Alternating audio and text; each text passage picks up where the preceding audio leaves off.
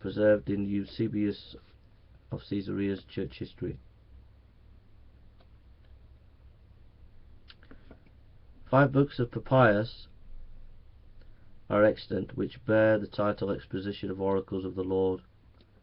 Of these Irenaeus also makes mention as the only works written by him. The following words: "These things Papias, who was a hearer of John and companion of Polycarp, an ancient worthy witness in writing in the 4th of his books, for there are 5 books composed by him so far." Irenaeus. Yet Papias himself, the preface to his discourses, certainly does not declare that he himself was a hearer and an eyewitness of the holy apostles, but he shows by the language which he uses that he received the matters of the faith from those who were their friends.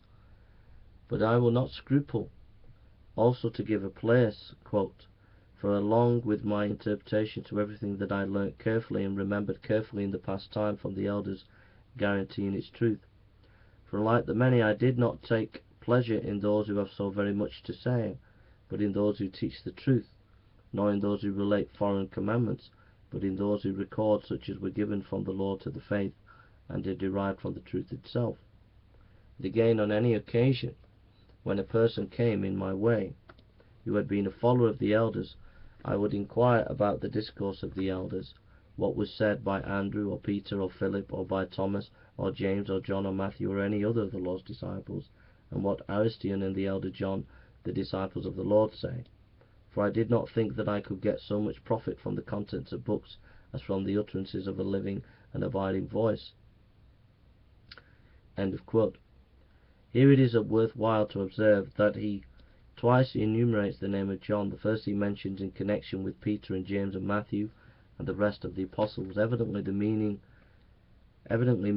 the evangelist, but the other John he mentions after an internal in class with other outside the number of the apostles, placing Ariston before him, and distinctly calls him an elder, so that he hereby makes it quite evident that the statement is true who say that there were 2 persons of that name in Asia, and that there are 2 tombs in Ephesus, each of which even now is called the tomb of the important. To notice this, for it is probable that it was the second, if one will not admit that it was the first revelation which is ascribed by name to John. Papias, of whom we are now speaking, confesses that he had received the words of the apostle from those who had followed them, but says that he was himself a hearer of Ariston and the elder John. At all events, he mentions them frequently by name, but besides their records, their traditions in his writings. So much for these points, which I trust have not been usually adduced. It is worthwhile, however, to add to the words of Papias, given above, other passages for him, in which he records some other wonderful events likewise having come down to him by tradition. That Philip, the apostle,